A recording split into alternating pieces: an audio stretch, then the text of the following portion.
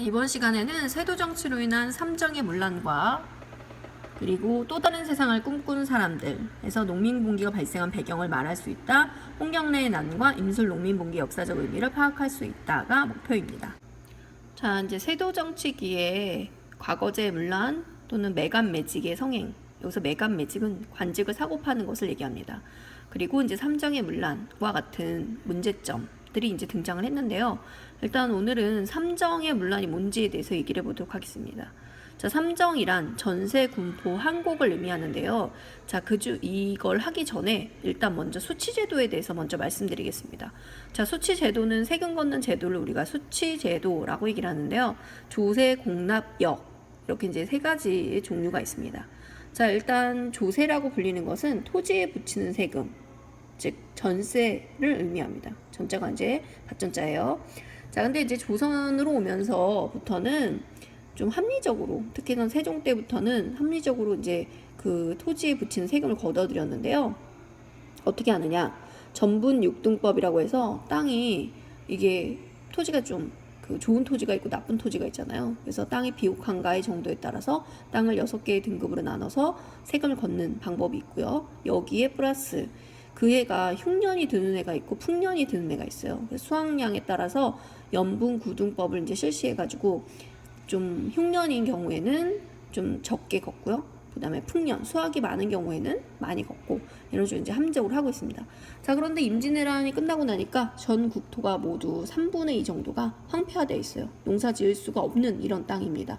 자, 그런데 무슨 전분 6등법, 연분 9등법이 의미가 있겠습니까? 그래서 이제 뭘 하기 시작했냐? 영정법이라고 해서 영원히 고정한다 이런 의미예요. 그래서 이제부터는 모든 토지에 1결당 4두 정도만 세금을 걷게끔 했습니다. 굉장히 많이 줄어든 거죠. 자, 그 다음에 이제 공납이라고 하는 것이 있었는데요. 공납은 지역 토산물을 내는 거예요. 그러니까 예를 들어서 뭐 춘천은 뭐 닭갈비가 토산물이다. 그럼 닭갈비를 이제 내는 거예요. 그런데 이제 가끔 국가에서 잘못 토산물을 파악해서 춘천이 미역이 많이 난다며 미역을 내라 이렇게 하는 경우도 있고요. 닭갈비 맨날 내다가 갑자기 닭고기가 더 이상 나오지 않을 때도 있어요. 자, 그래서 이런 것들 때문에 그 사람들이 토산물 내기가 되게 힘들었는데 이걸 이제 관청의 서리들이 방납 이제 하기 시작합니다. 방납은 이제 대신 사서 대신 납부하는 거예요. 그래서 우리 지역은 뭐 미역을 내라 그러는데 미역이 없어. 그럼 다른 지역에 가서 사다가 내는 거예요. 대신 그 주민들한테는 일정의 돈을 받아서 이제 하겠죠. 자, 근데 여기서 문제는 뭐냐? 조세는 토지에 붙이는 세금이니까 토지 있는 사람만 내면 돼요.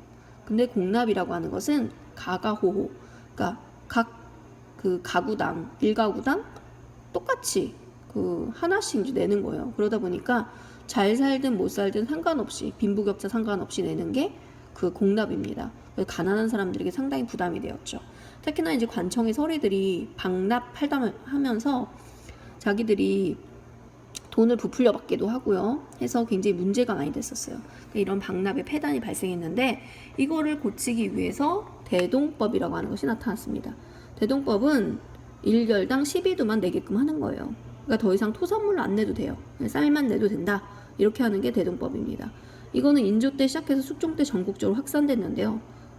전국적으로 확산되는 데만 100년이 걸렸습니다. 왜 100년이 걸렸을까요?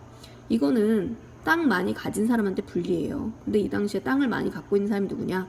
바로 양반들입니다. 양반들의 반대가 너무 심해서 대동법 시행이 100년 정도 걸렸던 이런 모습이 있었습니다.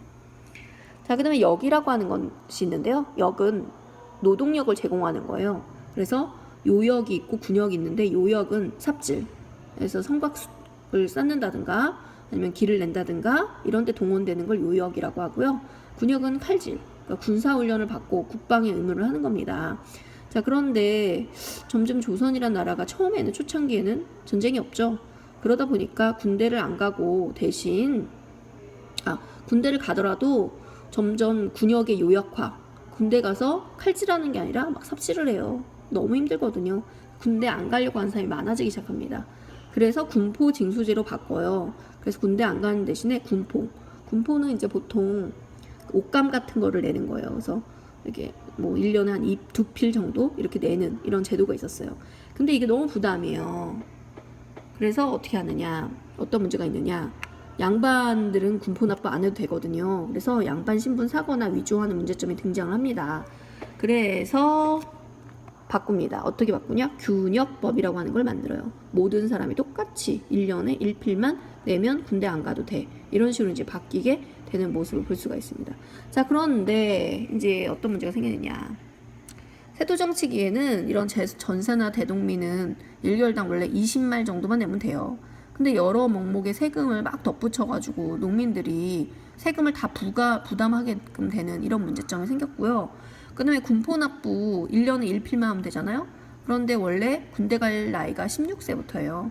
그런데 어린아이, 죽은 사람, 그 다음에 안 내고 도망갔어? 그럼 이웃이 대신 내거나 친척이 대신 내는 이런 일들도 막 생겨나기 시작합니다. 그래서 뭐 어린아이한테 납부하게 하는 걸 환구첨정, 죽은 사람한테 납부하게 하는 건 백골징포, 이웃한테 내는 건 인징, 친척한테 내는 걸 족징이라고 이제 부르기도 하는데요. 그러니까 사람들이 이런 거 내다 보니까 못 내겠다. 그래서 도망가는 경우 굉장히 많습니다. 자, 그 다음에 이제 그 세금은 아닌데 나중에 세금화 되는 게 바로 환곡이라고 하는 겁니다. 환곡은 빈민 구유를 하기 위해서, 그러니까 못 사는 사람 도와주려고 이 곡식을 꺼주는 제도예요. 그래서 나중에 가을 추수철이 되면 원래 꺼졌던 그 양하고 이자는 10분의 1밖에 안 받아요. 적은 거죠. 근데 이거를 그 이자 받고 이런 걸로 관청의 운영비를 충당하게 했거든요. 그랬더니 점점 이자가 고리대와 이자가 비싸지기 시작합니다. 그리고 사람들한테 의무적으로 또 납부하게끔 하는 거예요. 그래서 이제 이런 문제점들 때문에 사람들이 또 점점 또 도망가는 이런 일들이 이제 발생을 하게 됩니다. 또 다른 세상을 꿈꾼 사람들을 얘기해 볼게요. 자, 이제 농민들의 저항이 극심해지기 시작했는데요. 왜 그랬느냐? 세도 정치로 삼정이 문란해지고요. 자연재해가 발생하고 전염병이 겹치면서 농민들의 생활이 몹시 고통스러웠습니다. 그래서 굶주림과 가난에 시달리던 농민들이 도저히 세금도 못 내겠고 하니까 농토를 버리고 떠돌거나 아니면 초적이라고 해서 농민이 도적이 되는 이런 경우가 생기기 시작합니다. 그 다음에 이제 이런 비참한 현실 속에서 농민들의 저항의식이 점점 이제 커지기 시작하거든요. 특히나 이제 자기네 동네 수령, 뭐 사또 같은 사람들, 이런 사람들이 부정을 저지르거나 하면 이거 벽보를 붙여요. 요즘식으로 얘기하면 대자보 같은 거죠. 그래서 이 나쁜 놈들이 어떤 짓을 했는지 이런 거 써붙이기도 하고요. 그 다음에 그래도 이게 개선이 안 되면 세금 납부를 막 거부하고 그 다음에 세금을 거두러 온 관리를 폭행한다든가 이런 과격한 방법들이 이제 동원되면서 농민들이 점점 이제 저항을 하기 시작합니다. 그래서 이제 국가에서는 암행어사 같은 것들도 이제 파견을 해서 어떻게든 문제를 바로잡으려고 했거든요. 하지만 결국 이것은 실효성이 없는 방법이 됩니다. 그리고 이제 결국은 이런 문제들이 다 뭉뚱그려서 농민봉기라고 하는 것이 이제 발생을 하게 되는데요. 이 시대에 이제 가장 대표적인 우리가 그 농민봉기라고 하면 홍경래의 난과 그 다음에 임술련에 일어난 대규모의 그 밀란이었던 임술 농민봉기가 가장 대표적이라고 이제 볼 수가 있습니다. 일단 홍경래의 난은 이제 왜 발생하느냐? 홍경래의 난은 그 평안도 지역에 홍경래라고 하는 사람이 살고 있었어요. 이 사람이 이제 몰랑 양반인데요.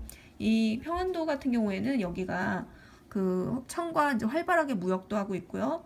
그 다음에 상업이나 광업이 발달하면서 경제도 굉장히 그 발전된 곳이에요. 그러다 보니까 돈이 많겠죠. 그래서 관리들의 수탈이 다른 지역에 비해서 굉장히 심하고요. 그 다음에 평안도 지역 사람들 같은 경우에는 관직 진출을 하는 데 있어서 차별을 많이 받았어요.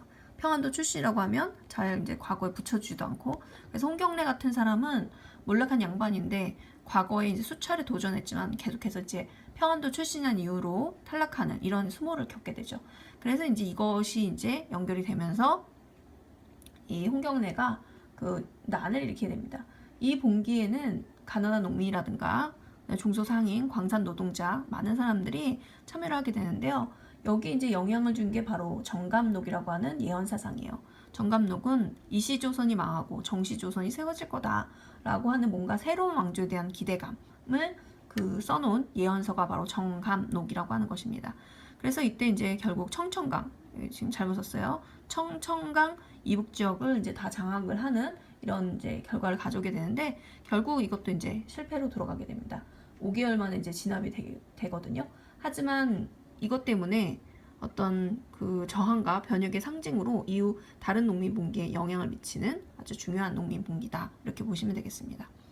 자, 그다음 이제 임슬농민 봉기를 볼 건데요. 임슬농민 봉기는 철종 말에 삼남지방을 중심으로 함흥 지역부터 제주도까지 전국에서 이제 발생했던 모든 농민 봉기를 얘기하는데요. 이때 1년 동안 70여 차례 그 농민 봉기가 발생할 정도로 엄청나게 많은 농민들이 봉기를 했던 시기입니다. 자, 가장 이제 대표적인 게 바로 진주 농민 봉기인데요. 그 원인은 경상 우병사 백낙신이라는 사람의 수탈이 굉장히 극심했기 때문에 진주에서 이제 그 진주성이 점령될 정도로 굉장히 강력한 농민 봉기가 이제 발생을 하게 됩니다.